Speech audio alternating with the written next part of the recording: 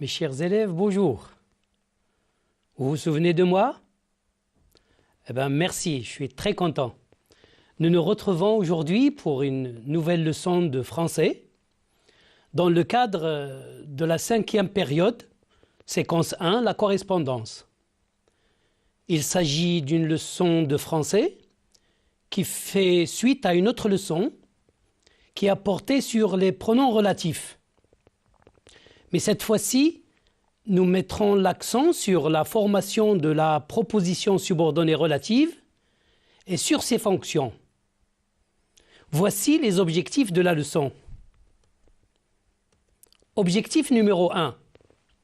Étudier la proposition subordonnée relative. Deuxième objectif. Distinguer la subordonnée relative déterminative de la subordonnée relative explicative dans divers énoncés.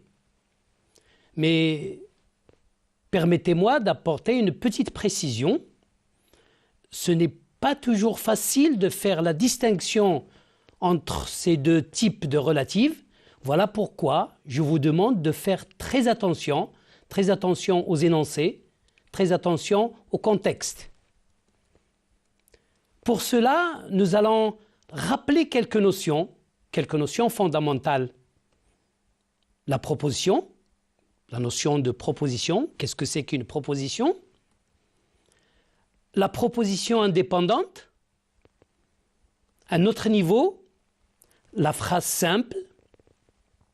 Et puis, la phrase complexe. C'est des éléments indispensables pour comprendre le fonctionnement de la phrase française. Observons et analysons. D'abord, la proposition indépendante.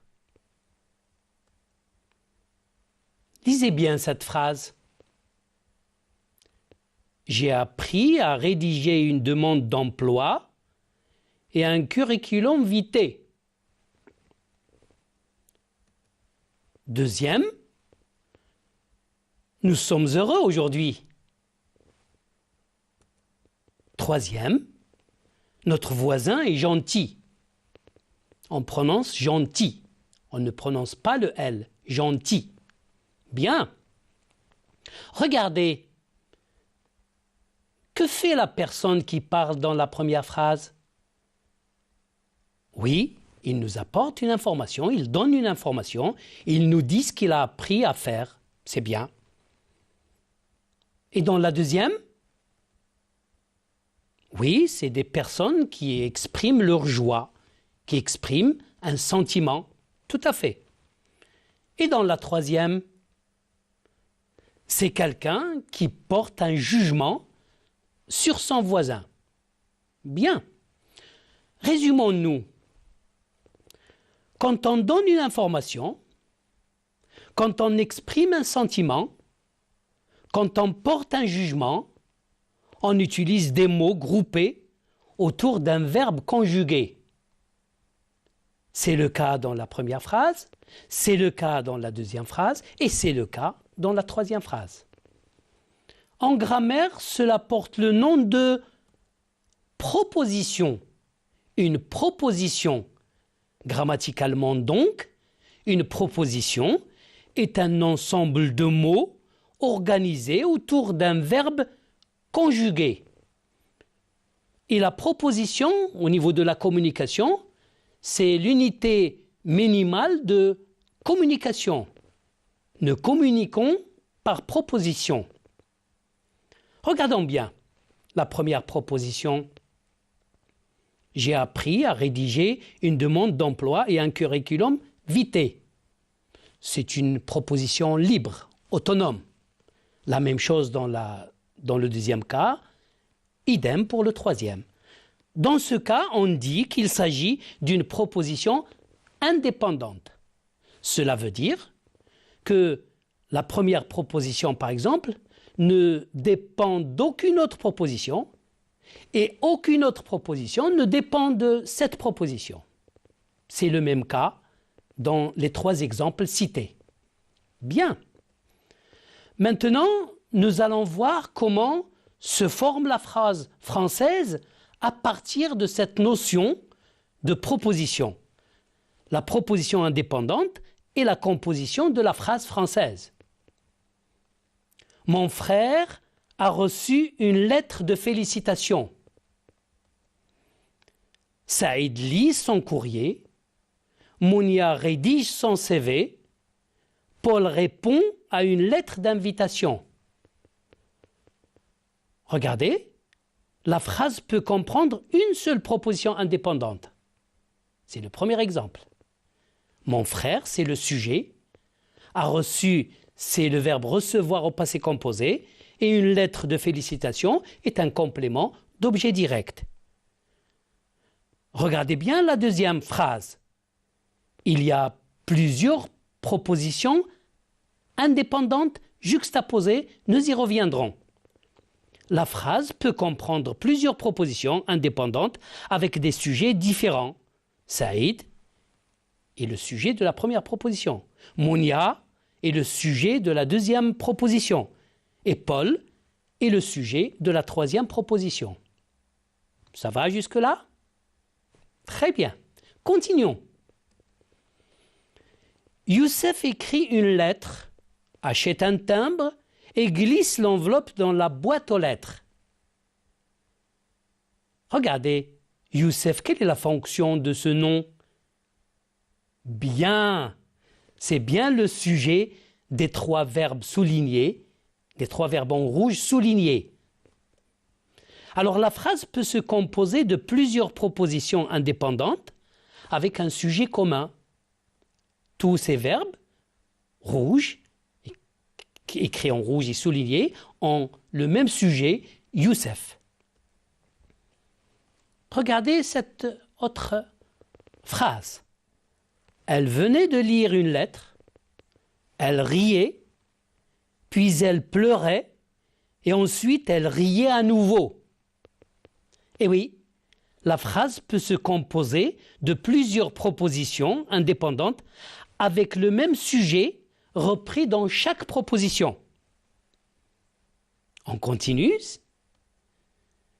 Le ciel était gris, le vent fort et la mer agitée. Combien y a-t-il de verbes conjugués? Oui, un seul, tout à fait. Et regardez, le ciel était gris. En sous-entendu, je peux dire le vent était fort et la mer était agitée. Oui, tout à fait. Alors la phrase peut enfin être composée d'un verbe commun avec des sujets différents, sous-entendus, comme je viens de le dire, dès la deuxième proposition, qui est le vent fort. Le vent était fort. Mais c'est une belle phrase ici, hein. Pour des raisons stylistiques, on écrit des phrases de ce genre-là. Maintenant, nous passons à la notion de phrase, la phrase simple. Mon frère a reçu une lettre de félicitations. Combien y a-t-il de verbes conjugués? Un seul. Faisons l'analyse de cette phrase. Mon frère a reçu une lettre de félicitations. Mon frère, groupe nominal sujet. A reçu, c'est le verbe recevoir au passé composé, la troisième personne du singulier. Une lettre de félicitations est un complément d'objet direct. Et oui, cette phrase est composée d'une seule proposition avec un seul verbe conjugué. Cela porte le nom d'une phrase simple. Une phrase simple. C'est vrai, c'est en même temps une proposition. Cette phrase simple est composée d'une seule proposition indépendante. Tout à fait. Phrase, proposition. Le facteur a remis la lettre recommandée dans sa sacoche parce qu'il n'a pas trouvé le destinataire. Combien y a-t-il de verbes conjugués? Oui, exactement. 2 verbes conjugués. Le verbe remettre au passé composé, le facteur a remis, et puis le verbe trouver à la forme négative, au passé composé à la forme négative. Il n'a pas trouvé, qu'il n'a pas trouvé. cette phrase est composée de plusieurs propositions en ce sens qu'elle possède plus d'un verbe conjugué. À partir de 2 propositions dans une phrase, on parle de phrase complexe. C'est une phrase complexe. Phrase simple, un seul verbe conjugué. Phrase complexe, plusieurs propositions dans une même phrase. Et c'est ce que nous allons voir par la suite, comment se forme justement la phrase complexe et comment elle fonctionne. La phrase complexe. J'ai invité mon ami, mais il n'est pas venu. Combien y a-t-il de verbes conjugués? 2. Donc, 2 propositions. Bien, donc, c'est une phrase complexe. Et comment les 2 propositions sont-elles liées entre elles? Quel est le moyen qu'on a utilisé pour lier ces 2 propositions pour en faire une phrase complexe? Oui? Bien, mais, rappelez-vous, les conjonctions de coordination. Mais oui, donc, Cornicard. Et oui, il s'agit là le moyen utilisé pour lier les 2 phrases de la coordination. On peut obtenir une phrase complexe par coordination. Le vent souffle, le tonnerre gronde, la pluie tombe. Combien y a-t-il de verbes? 3 verbes. Très bien. Donc, 3 propositions. Donc, une phrase complexe. Nous avons 3 propositions indépendantes. Mais dites-moi, comment sont-elles liées? Ah oui, elles viennent les unes après les autres. Bien, à l'écrit on le voit parce qu'il y a une virgule. Tout à fait.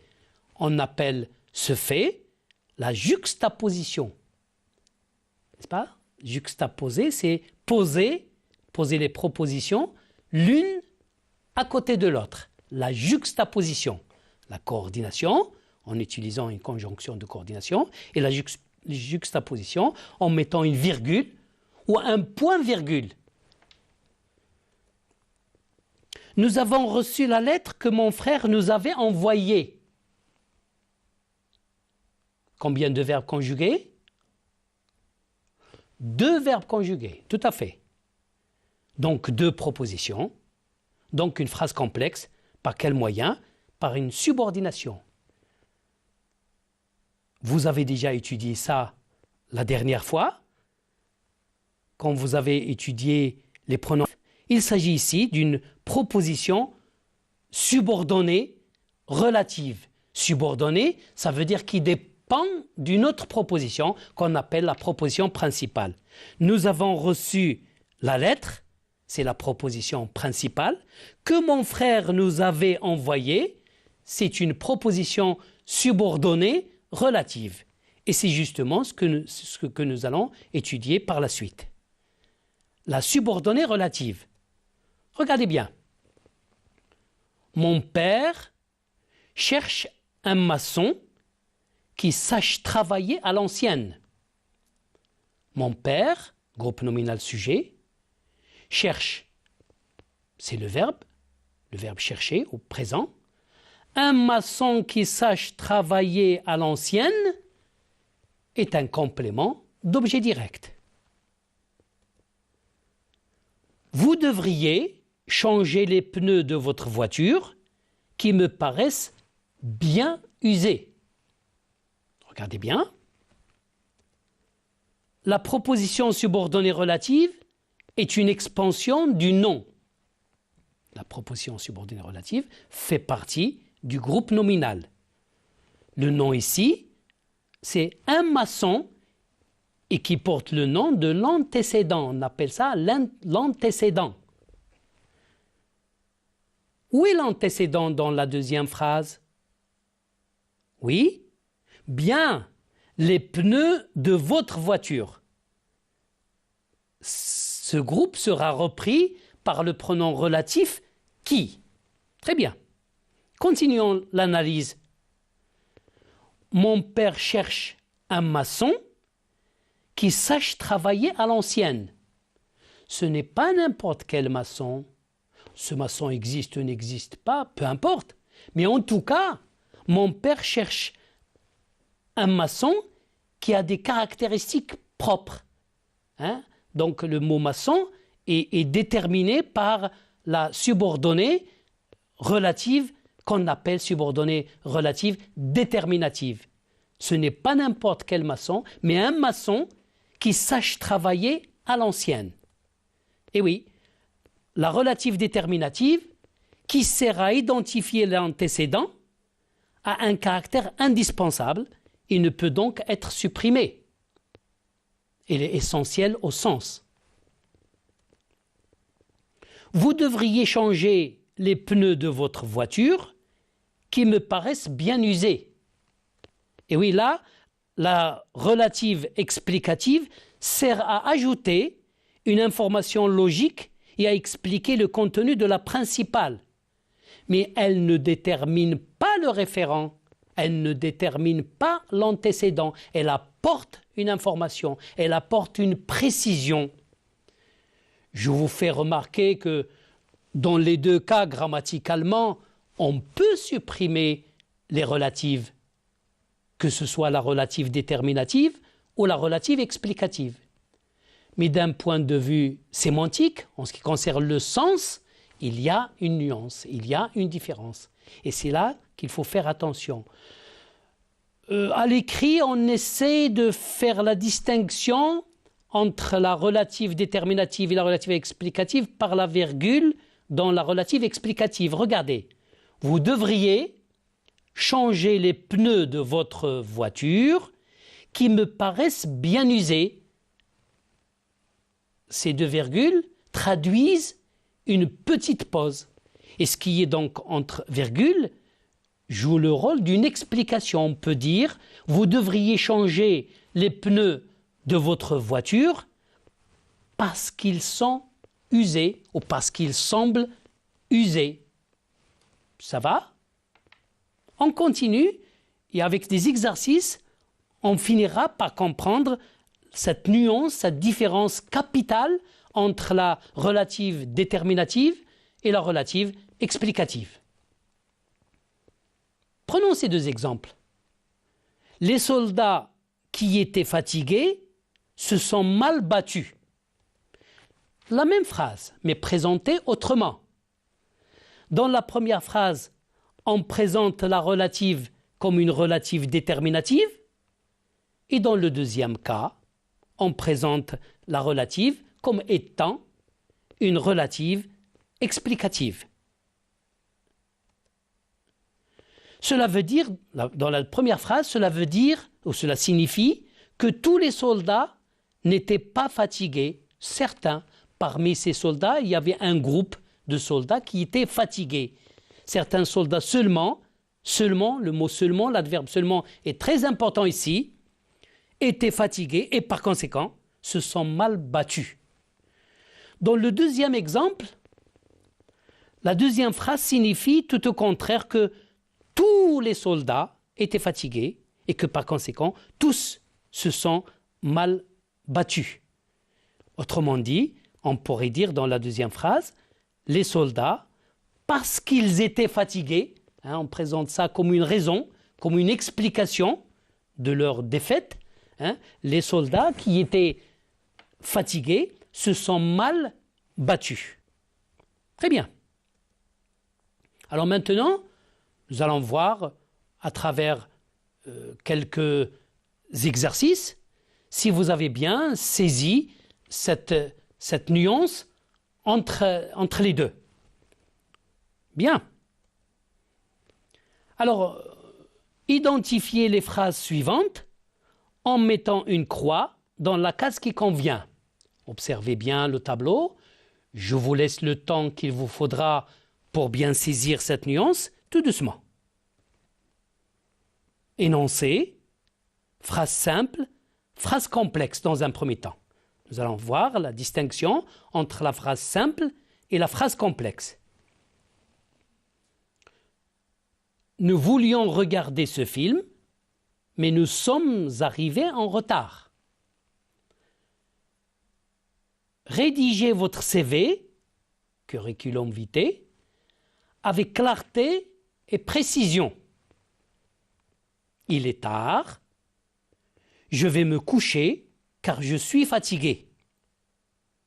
Quelle est la différence entre la relative explicative et la relative déterminative? Alors, pour chacune des phrases, dites si c'est une phrase simple ou une phrase complexe. Regardons la première. Eh oui, bravo, je vous applaudis. C'est une phrase complexe. Pourquoi? Eh bien, parce que nous avons deux verbes conjugués, nous voulions, et un autre verbe, nous sommes arrivés. C'est une phrase complexe composée de deux propositions. Et comment les deux propositions sont-elles liées entre elles? Oui, elles sont liées par « mais ». Il s'agit donc, le moyen utilisé, c'est la coordination. Nous avons utilisé la conjonction de coordination « mais ». Deuxième phrase. Rédigez votre CV avec clarté et précision. Regardez le nombre de verbes conjugués. Phrase simple ou phrase complexe? Eh oui, phrase simple. Tout à fait. Troisième phrase. Il est tard. Je vais me coucher car je suis fatigué. Pour vous aider, je vous demande de compter le nombre de verbes conjugués dans la phrase. Il est tard. Je vais me coucher car je suis fatigué. Et oui, 3 propositions, n'est-ce pas? La première et la deuxième juxtaposées et la troisième coordonnée, puisque nous avons la conjonction de coordination car, qui donne la raison, le motif. Pourquoi je vais me coucher? Parce que je suis fatigué. Et oui, c'est bien, c'est une phrase complexe. La dernière phrase. Quelle est la différence entre la relative explicative et la relative déterminative? Elle est longue, c'est vrai, la phrase est longue par rapport aux autres, mais combien y a-t-il de verbes conjugués? Oui?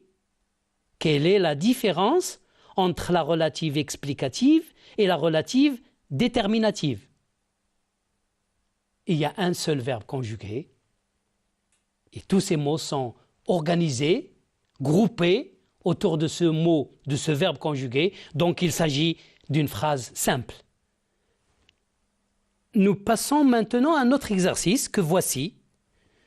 Ces propositions subordonnées relatives sont-elles déterminatives ou explicatives? Mettez une croix dans la case qui convient. Mon voisin, qui est une personne sympathique, m'a souvent rendu service. Aidez-vous des virgules. Et oui, c'est une phrase explicative. On peut dire qui est une personne sympathique, c'est-à-dire parce qu'il est une personne sympathique. La rue qui longe le marché est barrée pour cause de travaux. Regardez, il ne s'agit pas de n'importe quelle rue. Et oui, c'est une subordonnée relative déterminative. Troisième phrase. Ces objets avec lesquels vous jouez sont dangereux. Et oui, c'est une relative déterminative parce qu'il ne s'agit pas de n'importe quel objet. Le conducteur qui était fatigué n'a pu terminer le trajet est une subordonnée relative explicative. J'espère que vous avez bien perçu la nuance entre les deux propositions. Je vous dis au revoir et à une prochaine leçon. Merci.